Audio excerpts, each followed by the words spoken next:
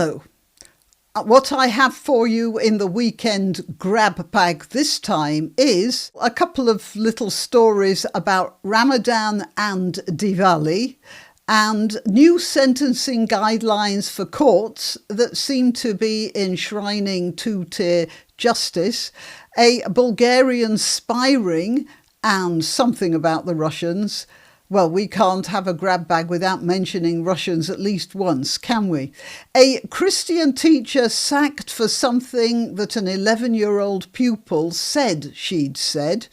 A dog saving the life of an elderly walker who'd collapsed. A man up the Elizabeth Tower with a flag causing traffic chaos. The Elizabeth Tower, of course, being where the clock Big Ben is housed, and I'm going to mention an Italian partisan anthem from the 1940s, and the fact that Big Ben turns out to have been a Palestinian clock after all.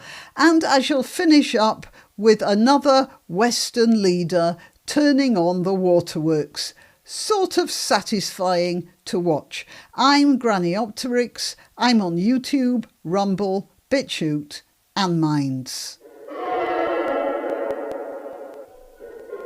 So, as you will know, there has been some discontent about the fact that King Charles hosted a dinner for Muslims during a Ramadan celebration, and also that our Prime Minister, Keir Starmer, made a speech about this year being a difficult time for Muslims. And altogether, a lot of people have said that our government and our political elite are paying an awful lot of attention to Muslims and hardly any attention to anyone else. Well, I am about to show you how wrong you are, because it's not just Muslims that our government are, being nice to at the appropriate time. Diwali, for instance, which just passed in November, our government celebrated that.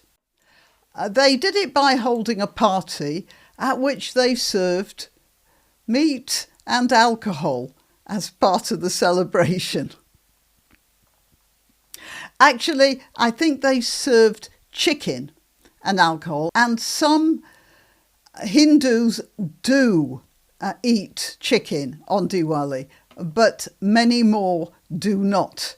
Now, just imagine the scenes of devastation that would have occurred had that iftar dinner been loaded with plates containing sausage rolls, spaghetti carbonara, and all washed down by bottles of beer, or maybe even my favourite, whiskey and soda.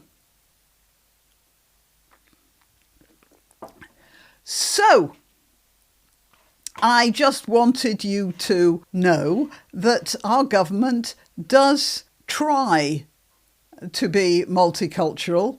I'm sure the Hindus found him very trying. So that's it. But it's all right now because they apologised. Okay, next along is the sentencing guidelines. And this is, this has attracted some attention. The problem is that it's a very dry subject, really. And because of that,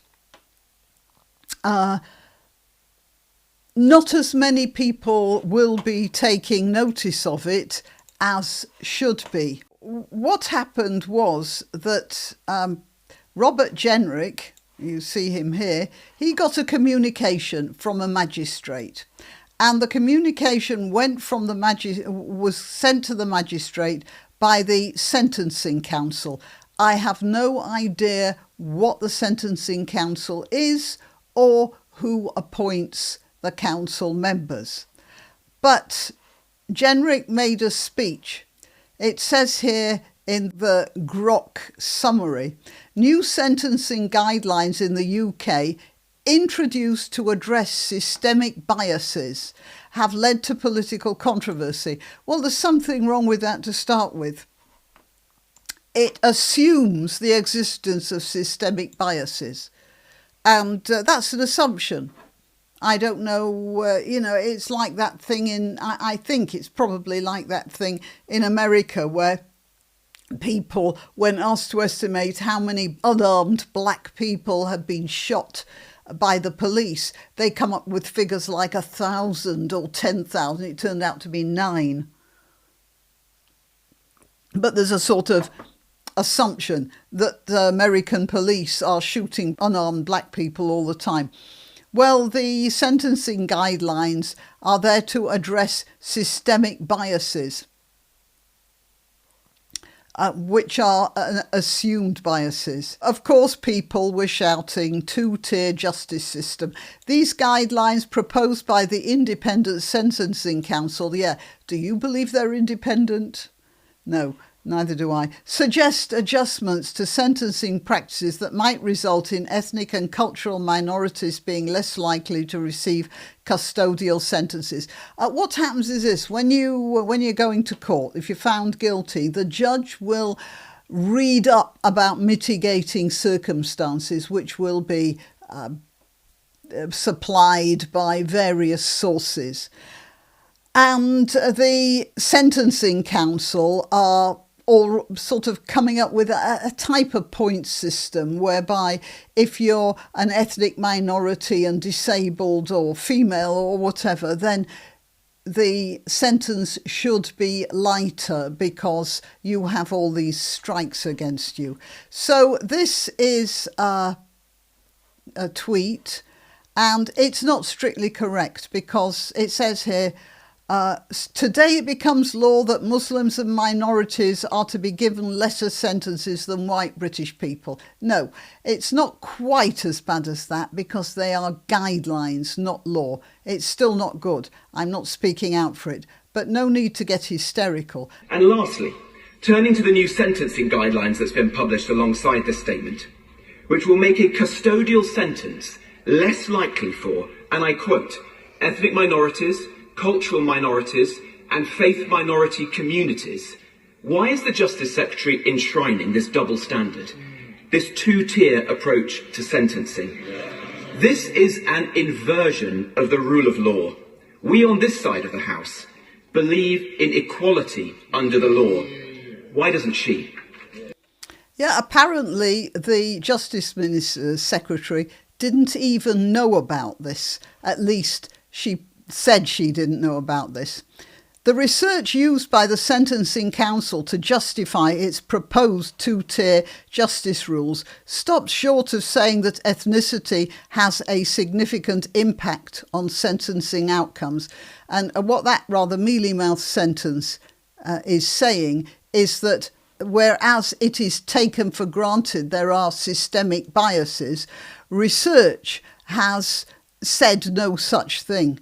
However, the independent public body used data on sentencing disparities to support its new directive that judges should give special treatment to criminals from ethnic, religious and gender minorities, which sort of means that if somebody is of a particular religious persuasion that thinks that women in short skirts are just asking for it, religiously speaking, then there should be some leniency applied to the sentence because, well, they didn't understand really what was going on, did they?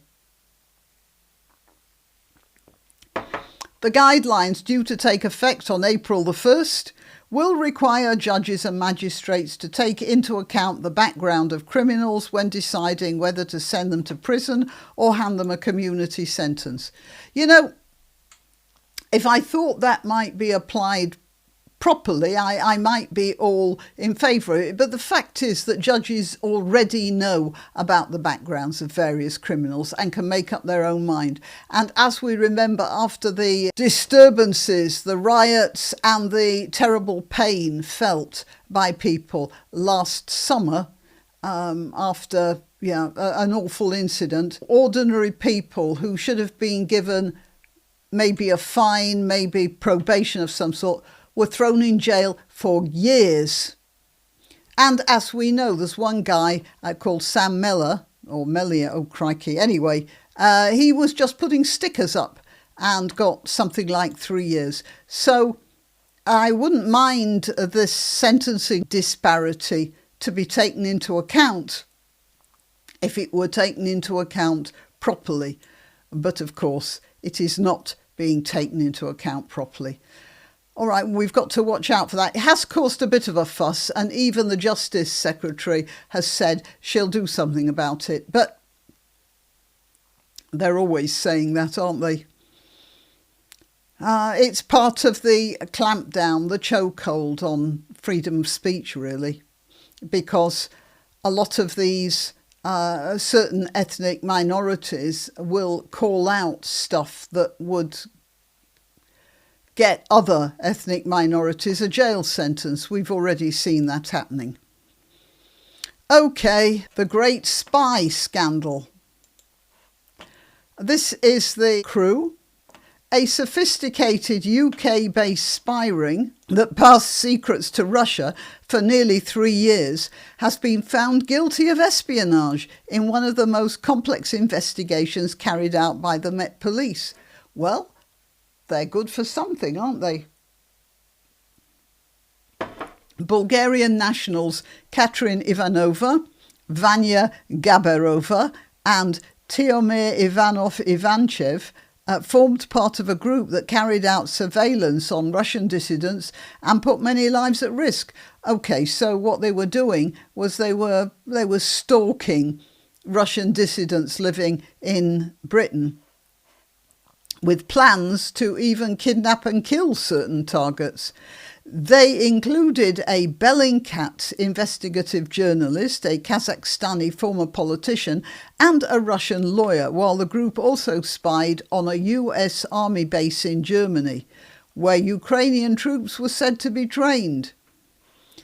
So hundreds of spyware devices were discovered, including bugs, jammers, audio devices, whatever they are, visual recording devices, mobile phones, SIM cards, drones, 11 drones, 75 passports, and 91 bank cards in various names. Good grief! 2 more defendants, Orlin Rusev and Bizer Jamabazov, who were the main operators of the ring, had pleaded guilty ahead of trial to espionage charges. Over the course of 3 years, the spy ring plotted 6 spying operations which were extremely risky and included filming their targets, orchestrating direct contact, and using the female defendants as sexual bait to gather information. I think if she weren't crying, this lady here might be quite attractive. I'm not so sure about this one. She has a sort of Mona Lisa look about her, except without the smile, doesn't she? She's got a very Renaissance pair of eyes. I wonder what it is. Anyway, the 6th operation targeted a Russian lawyer, Kirill Kachor, when he was spending time in Montenegro between September 2021 and January 2022. Jamabazov was in a relationship with both Ivana and Gaberova, with the latter formerly involved with Ivanchev. Sounds like quite a life, doesn't it? Bit complicated. And looking at these guys here, well, hardly James Bond, are they? Let's see what else we have here. So according to the Telegraph, the true scale of Putin's threat to Britain has been revealed. Well, yeah, we knew the Russians were spying on Britain all the time. I mean, most Brits would suggest that it's a total waste of time, as we're not doing anything very much anyway, but obviously Russia seems to think we are. Despite the exodus of Kremlin-connected Russians from London and the stiffening of British Britain's National Security Act in 2023, the threat of Russian espionage looms large.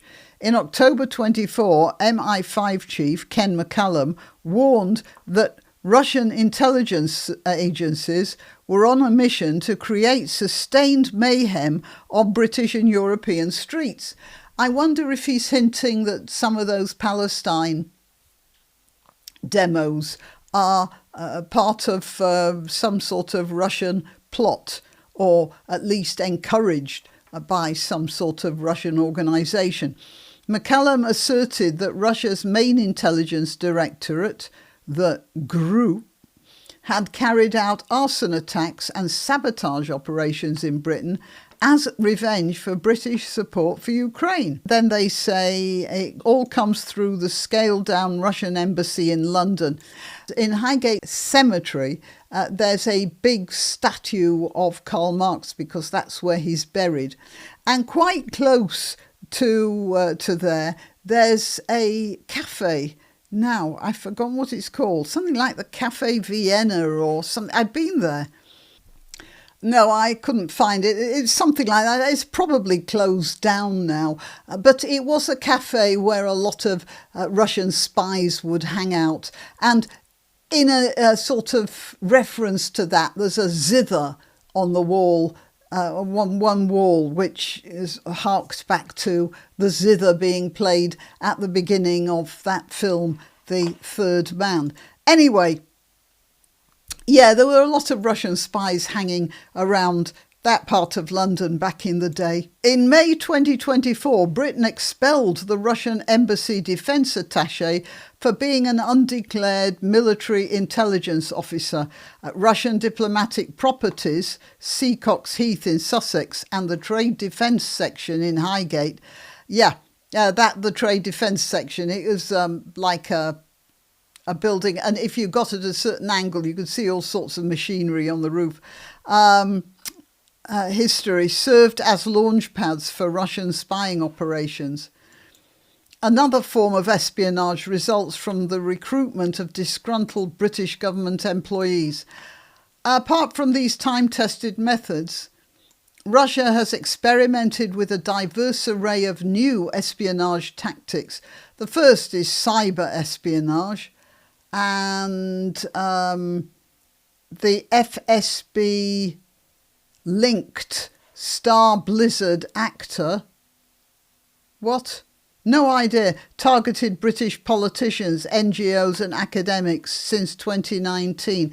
It reels in unsuspected targets with customised email outreaches and exports malware to carry out data harvesting.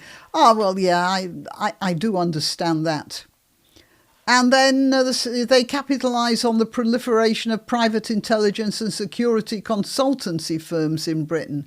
In January, the Home Office warned private security professionals to avoid accepting work from Russia, China and Iran. OK, well, that's it. So you wonder why they needed this spy ring, don't you? I mean, you have the idea that they could probably get all they needed electronically. But apparently not. These people were racing around, honey trapping the unsuspecting, and she does have remarkable eyes. Honey trapping the unsuspecting and tapping people's phones by the looks of things. And that has given the newspapers quite a bit of a boost. Now, here we have a teacher who was sacked after telling her class that being LGBT is a sin. And here we have another independent headline, which is not accurate. It's sort of clickbait, because as it turns out, one of the pupils complained to her mother about the comments. That's the way the Independent put it. But a bit lower down, a lawyer for the sacked teacher said pupil A had been previously advised by her mother to write down any transphobic comments by the claimant and endeavour to do so on the day. And what the 11-year-old had written down was contained in the mother's email and in the subsequent witness statement. So it looks like the mother was priming the kid to, was priming the kid to hear certain things. And when you get an 11-year-old writing down what a teacher said, how can you possibly regard that as accurate? The 45-year-old made the comments, and did she make the comments, or did the child write down comments that she didn't make? Made the comments to her Year 7 pupils during a religious studies lesson in February 2022. The lesson involved Ms. Ledger showing her class a series of slides on human rights, followed by a discussion on allyship. She then told the children that being LGBT plus is not fine and you should put God before the LGBTQ ideology. But remember, this is what an 11-year-old had said she'd said. Michael Phillips for Ms. Ledger said in written submissions for a hearing on Wednesday that her comments were taken out of context and recorded by an 11-year-old who did not endeavour to produce anything like a full note. Rather, pupil A had previously been advised by her mother to write down any transphobic comments by the claimant and endeavoured to do so on the day. This is a very bad situation here. The woman got sacked, and now she's, probably unemployable as a teacher. Her name is Gladys Ledger, and she was employed as a teacher at Bishop Justice Church of England School in the South London suburb of Bromley. So it was a Christian school. You would expect it to have to generally stick to a Christian message. The Michaela School was taken to court by a pupil who was a Muslim and was demanding time off for praying. And the Michaela School is very trenchantly non-denominational and said no, she could pray in her own time, but not in the school and not in a special place. And one suspects that the girl's parents had put her up to that because they wanted to exert influence on that school. And a lot of people said, you don't like the non-denominational aspect of the school, the secular aspect of the school. You shouldn't send your children there, should you? And here, if you've got a mother telling her daughter to watch out for what the teacher says, you shouldn't be in a Church of England school. OK, now, that's a nasty story. Here's a feel-good story. This woman had a dog. She was walking her dog, and the dog identified that there was something wrong. I'll read you some of the story. When Bear stopped dead in his tracks, his nose turned towards some undergrowth, it was clear something was wrong. It was November, Bear's 12th birthday, and his first proper walk after weeks of taking it easy after he'd had surgery. Bear is a retired police dog, a 48-kilogram German Shepherd. Oh yeah, I used to own a 49-kilogram Rottweiler. She was a lovely dog.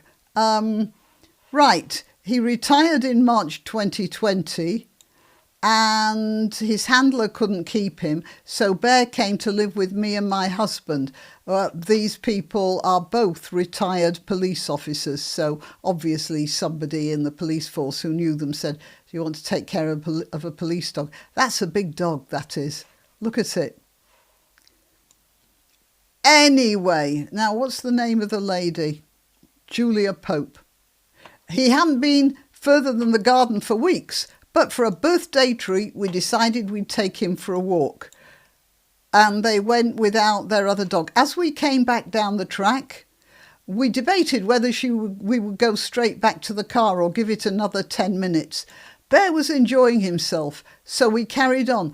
This is just such a series of lucky accidents. First of all, this was the first walk they'd taken their injured dog out on for quite a while, and it was the dog's birthday, so they were giving him a treat, and then they thought, well, maybe that's enough, and then the dog seemed to be enjoying himself so much they went on a bit, and then it was along that path that Bear suddenly stopped dead in front of us, stepped backwards, focused on the spot in front of him, and then dragged his owner towards the undergrowth and a patch of dense brambles.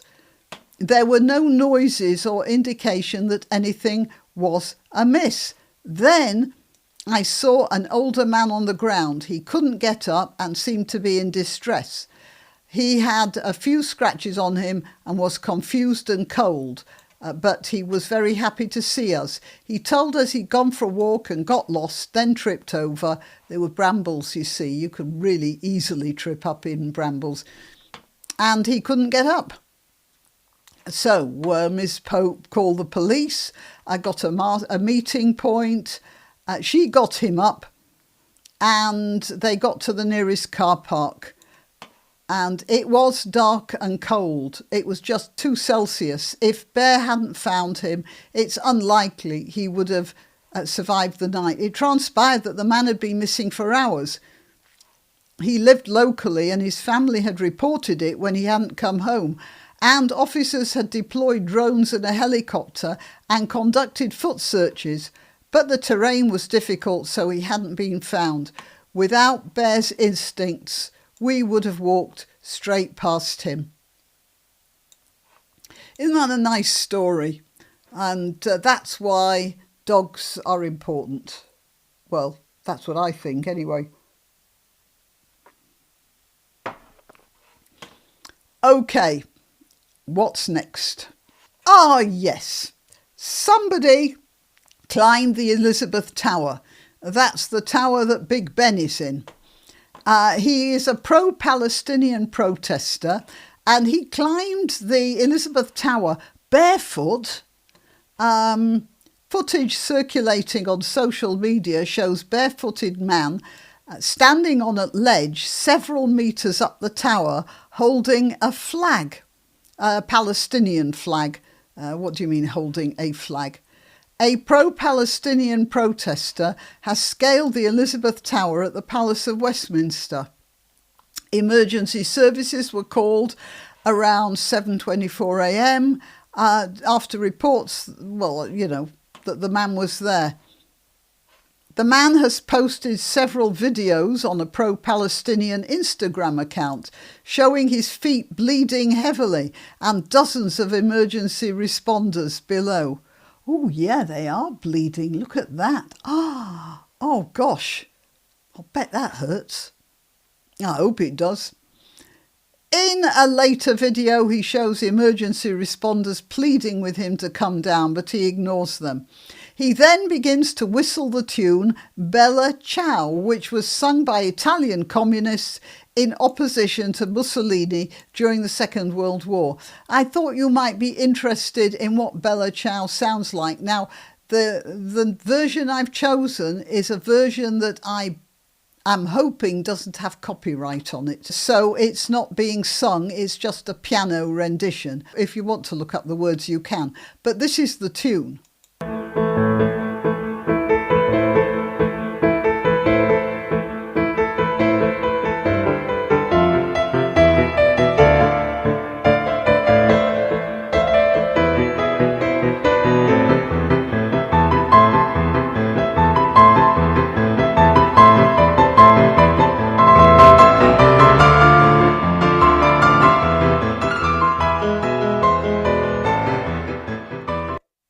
Right, well, stirring stuff, isn't it? Well, he was whistling that, which is a bit strange considering he was whistling a communist anthem over a Palestinian issue, affair, whatever. You just keep... Several hours after the man was spotted climbing the tower, a crowd gathered on the corner of Parliament Square in apparent support. Some could be seen holding a sign reading, "Labour Tories BBC, you show Russia's crimes, but hide Israel's. Why?" Oh, I don't think so. The BBC especially seems to make up Israel's crimes. I still haven't forgotten them reporting on the bombing of that hospital. If you don't remember, it's when a misfired rocket from Islamic Jihad in Gaza fell in the car park of the Al-Shifa hospital, and before 5 minutes later, the BBC was reporting that the Israelis had sent warplanes to flatten the hospital and 500 people were dead. There is another possible reason why this fellow was up there on the Elizabeth Tower. So he was up there, not right at the top, just here, but enough to cause trouble. You see, I'll bet you didn't know that Big Ben is actually a Palestinian clock. You don't believe me? Well, listen to this lady. I'll read it out to you because, of course, she's speaking Arabic and there are subtitles, but if you're not watching, then you'll just have to hear me saying it. Everyone who goes to London goes to see the Big Ben clock, she says. That Big Ben clock belongs to us in Palestine. The Palestinians. It used to be in Jerusalem at Hebron Gate, in the walled city of Jerusalem. And every hour when it chimed, all of Jerusalem could hear it. Unfortunately, the British mandate came to Palestine. And in 1922, I mean, she has the exact date,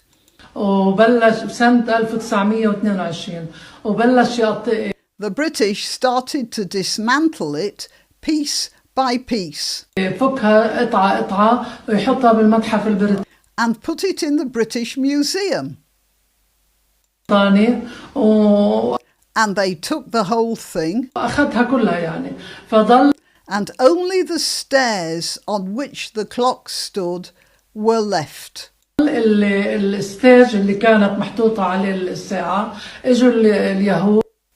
The Jews came and ordered to remove them, the steps, I suppose.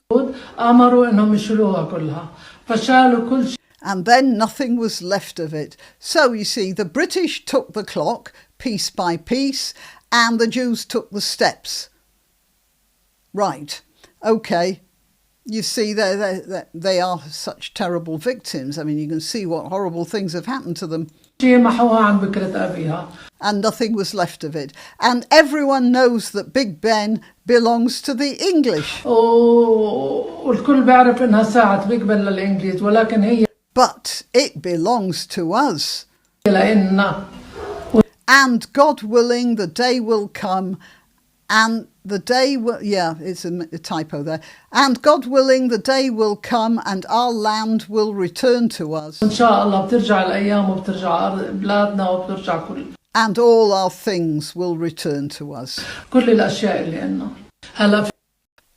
That led to this little thread, which I thought might amuse you. It turns out that nearly all the European monuments are in fact Palestinian.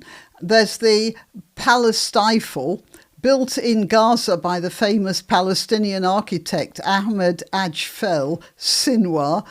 It was stolen by Napoleon's army upon their withdrawal after the glorious Palestinian victory.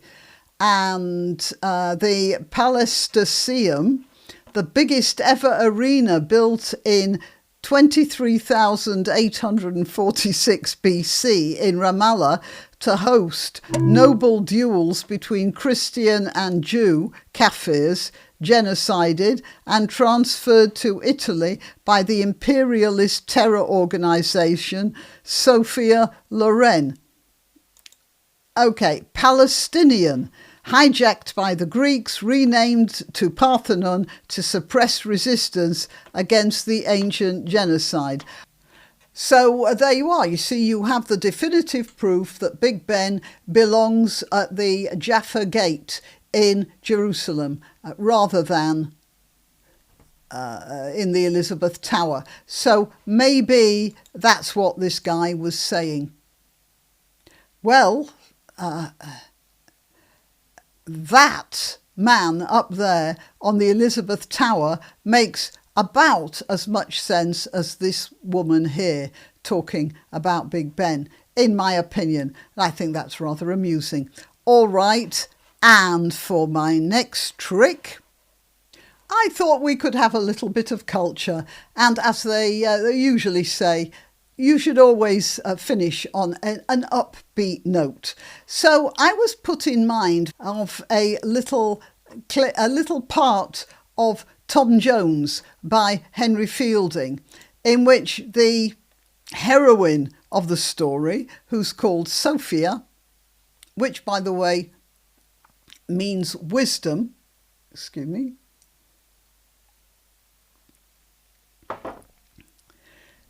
she had a habit of reading novels, which had become very fashionable among young ladies in the late 18th century. Hang on, I'm going to make this bigger. So much tenderness and delicacy that it has cost me many a tear. The idea of young women crying over novels was a sort of new idea at the time. "Aye, and do you love to cry then?" says the aunt. "I love a tender sensation," answered the niece, "and would pay the price of a tear for it at any time." "Well, but show me," said the aunt, "what was you reading when I came in?" Just as a by the by, you notice that she used the singular was there rather than were, which is a plural. We usually say, "What were you reading?" And at that time, English was in transition. It's sort of the thou, what wast thou reading, that had gone. But it hung around in the fact that when you're talking to a friend, you might have used you, but you used the verb that you would have put more or less with thou rather than you. I don't know. I find that fascinating, the way the language sort of drifted along. And then finally, that turned into the plural. That was turned into the plural as well. So what was you What was you reading when I came in? There was something very tender in that, I believe, and very loving too. You blush, my dear Sophia. Ah, child, you should read books which would teach you a little hypocrisy, which would instruct you how to hide your thoughts a little better. I thought you might be interested in that because of this. Now, you may remember that the Munich summit chairman burst into tears at the end of the Munich Security Summit because J.D. Vance had given Europe a bit of a telling off, a lot of a telling off, about leaning on Uncle Sam and not taking care of their own security. And so that resulted in this great big strong man giving a speech thus. And this becomes difficult.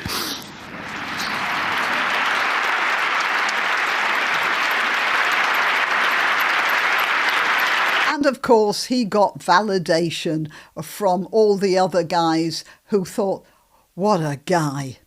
Well, we have another example. Here is Prime Minister Trudeau of Canada and telling everyone, well, basically, what a great guy he is. I've made sure that every single day in this office, I put Canadians first, that I have people's backs. And that's why I'm here to tell you all that we got you. Yeah, you got them all right. The red eyes were pretty good. I thought that was a nice touch. The welling up there. We've got a right bunch of so-called leaders, haven't we? We've either got a robot making speeches about, hang on. Oh, why can't I ever find anything? No, I can't. You know, that speech Starmer was making. We've either got robots like him or we've got grown men bursting into tears about emotional episodes they're having while they're talking to their constituents. But it's still rather fun. Should I do that again? Let's just have this guy finding things difficult. Let me conclude, and this becomes difficult.